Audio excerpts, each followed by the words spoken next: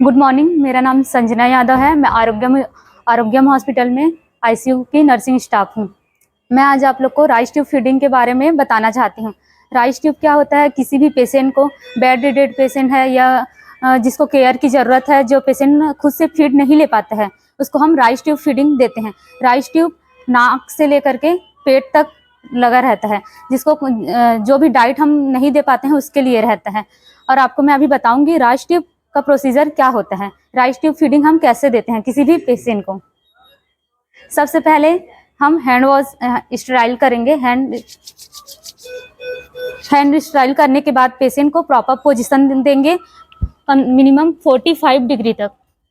45 degree देने के बाद पेशेंट के लिए राइस ट्यूब फीडिंग के लिए ट्रे रेडी करेंगे। ट्रे में हमारे पास किडनी ट्रे होना चाहिए, ग्लव्स होना चाहिए, राइस ट्यूब फीडिंग देने के लिए डिस्पो होना चाहिए, आरटी एस्पिरेट करने के लिए एक डिस्पो होना चाहिए, पेशेंट को आरटी फीड देने के लिए जो भी फीडिंग है वो होना चाहिए। जैसे कि हम अभी इनको प्रोटीन पाउडर देंगे। प्रोटीन पाउडर है, उसको अच्छे से सेक करना है हमको, ताकि पेशेंट को हम अच्छे से फीड दे पाएं। और प्लेन वाटर होना चाहिए, ताकि राइस ट्यूब देने के बाद, राइस ट्यूब फीडिंग के बाद हम पेशेंट को क्लियर वाटर से फ्लश करके अच्छे से दे सकें।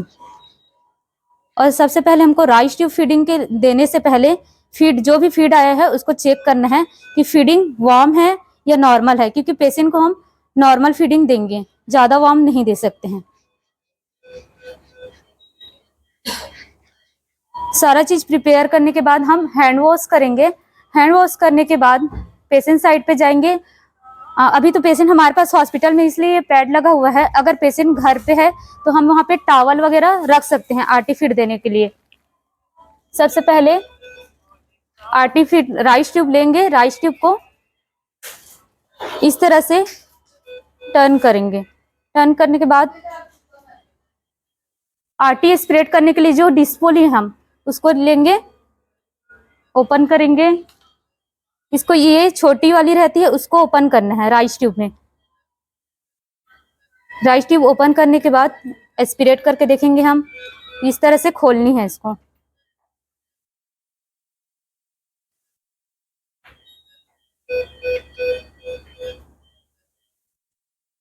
फिर से हम इसको बंद कर देंगे, देखेंगे कि कितना ml आया है इसमें। अगर 50 ml से अबव आता है तो हमको राइस ट्यूब फीडिंग नहीं देनी है। 50 ml से कम आ रहा है तो हम दे सकते हैं।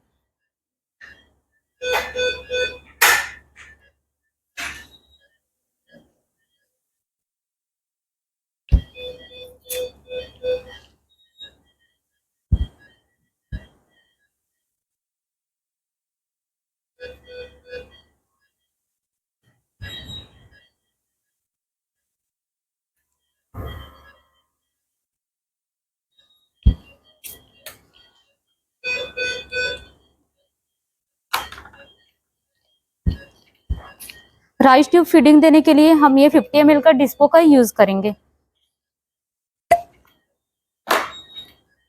फिर से हम राइस ट्यूब को टर्न करके रखेंगे, ताकि इसमें कोई भी एयर ना जाए। अगर एयर जाएगा इसमें तो पेशेंट को गैसेस प्रॉब्लम हो सकता है, एब्डोमेन पेन वगैरह हो सकता है। अब हम लोग आरटी एस्पिरेट करके देख चुके हैं। आरटी एस्पिरेट करके देखने के बाद हम हैंड वॉश करेंगे। हैंड वॉश करने के बाद हम फिर से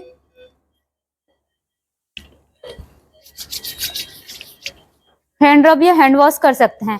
हैंड वॉश करने के बाद हम फिर से ग्लव्स वियर करेंगे।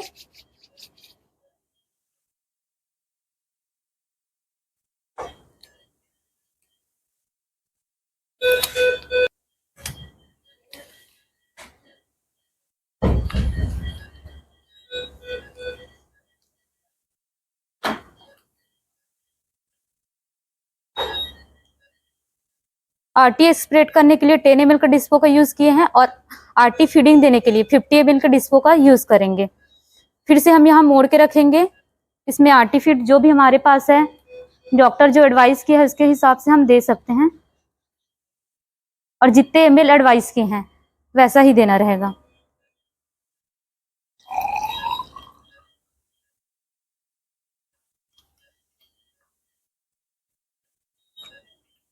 ये लेने के बाद इसको सीधा रखना रहेगा, ताकि आरटी फीड आराम से जा सके।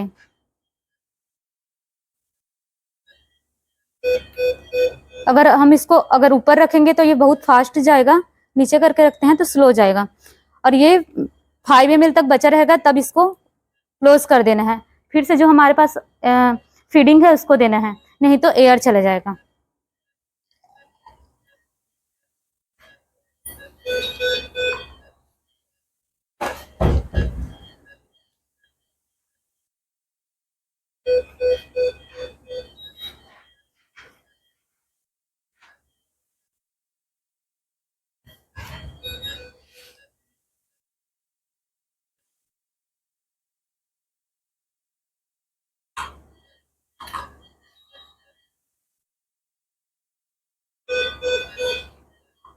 प्लेन वाटर रखे हैं उसको देंगे आरटी फीड देने के बाद।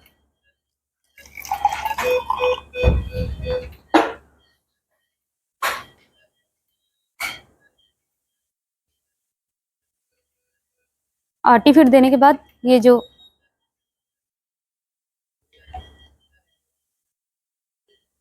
किडनी ट्रे में ये डाल देंगे। आरटी फीड देने के बाद ये आरटी फीडिंग ट्यूब को इधर एक साइड पे रखेंगे, ना कि बीच पे। और ध्यान रखेंगे आरटी फीड देने के बाद पेशेंट को कभी भी चेस्ट पीटी, फिजियोथेरेपी ये सब चीज मोबिलाइज वगैरह ना कराएं पेशेंट को आरटी फीड देने के बाद में।